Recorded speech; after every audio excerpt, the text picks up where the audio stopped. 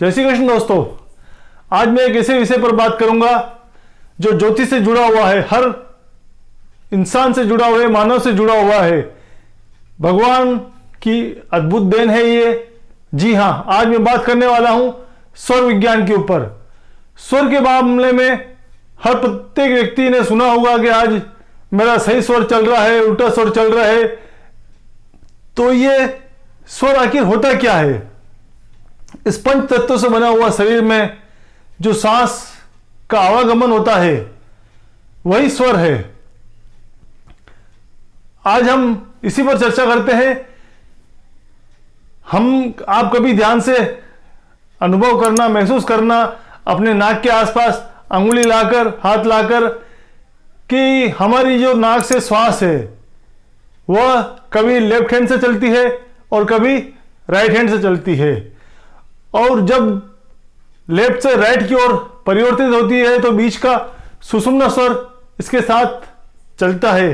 तो ये 3 प्रकार का स्वर होता है जिसे ईड़ा, पिंगला और सुषुम्ना कहा जाता है।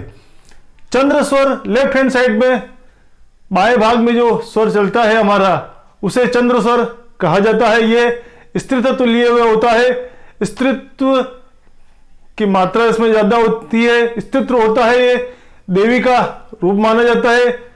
और राइट हैंड का जो स्वर है वो पुरुषत्व लिए हुए होता है, शिव का रूप होता है ये। तो लेफ्ट और राइट ये दोनों स्वर एक साथ नहीं चलते हैं। हर 1 घंटे के अंदर यह स्वर बदलता है और इस 1 घंटे के अंदर हमारा जो शरीर 5 तत्वों से मिलकर बना है, उस 5 तत्वों का भी सम्मिश्रण इस स्वर के साथ चलता है। इस पर भी हम साथ में चर्चा करते चलें। तो ये 1 घंटे जो स्वर हमारा चलता है उसमें 4 मिनट आकाश तत्व लिए हुए होता है, 8 मिनट वायु तत्व लिए हुए होता है, फिर 12 मिनट अग्नि तत्व लिए हुए होता है, 16 मिनट जल तत्व लिए हुए होता है और सबसे अधिक 20 मिनट पृथ्वी तत्व लिए हुए होता है।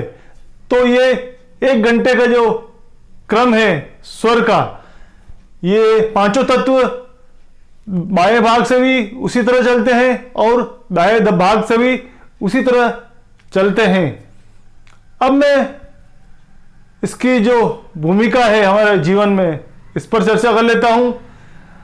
पहले क्लियर कर देता हूं कि बायां भाग ईड़ा स्वर जिसे चंद्र स्वर कहा जाता है और दायां भाग पिंगला स्वर जिसे सूर्य स्वर कहा जाता है और मध्य का भाग जो सुषुम्ना होता है वह इसके साथ में परिवर्तन के रूप में चलता है। जब चंद्र स्वर अपने सूर्य स्वर की ओर आता है तो मध्य में कुछ समय के लिए सुषुम्ना साथ में चलता है। यह विशेष रूप से जब हम ध्यान करते हैं, तपस्या साधना करते हैं, तब यह स्वर विशेष रूप से चलता है। जब हम अपने सांसों को साध लेते हैं तब मध्य भाग का जो स्वर है, दोनों स्वर रुक जाते हैं। चंद्र और सूर्य दोनों स्वर रुक के केवल और केवल ध्यान सुषुम्ना मार्ग पर ही केंद्रित हो जाता है और वो आज्ञा चक्र से सहस्त्रार की ओर आगे बढ़ने लगता है। यह स्वर विशेष रूप से विशुद्धि चक्र से शुरू होता है। अपनी यात्रा को वो आज्ञा चक्र से करते हुए सहस्त्रार तक अपनी यात्रा को वो करता है। मूलाधार से लेकर विशुद्धि चक्र तक चंद्र और सूर्य स्वर अपनी यात्रा साथ में करते हैं इसके, और उससे आगे सुषुम्ना का कार्य शुरू हो जाता है। तो ये हमने तीनों स्वर पर चर्चा की। अगले अंक में भी मैं आपके साथ इसी तरह से इस स्वर पर और अधिक चर्चा करूंगा। इसके विस्तृत के बारे में बताऊंगा कि ये स्वर कहां और किस तरह हमारे जीवन में काम आता है। तो दोस्तों हमारे साथ बनिए रहेगा और वीडियो को लाइक कीजिएगा, सब्सक्राइब कीजिएगा और ऑल पर बटन को दबाकर हमें मोटिवेट जरूर कीजिएगा। जय श्री कृष्ण।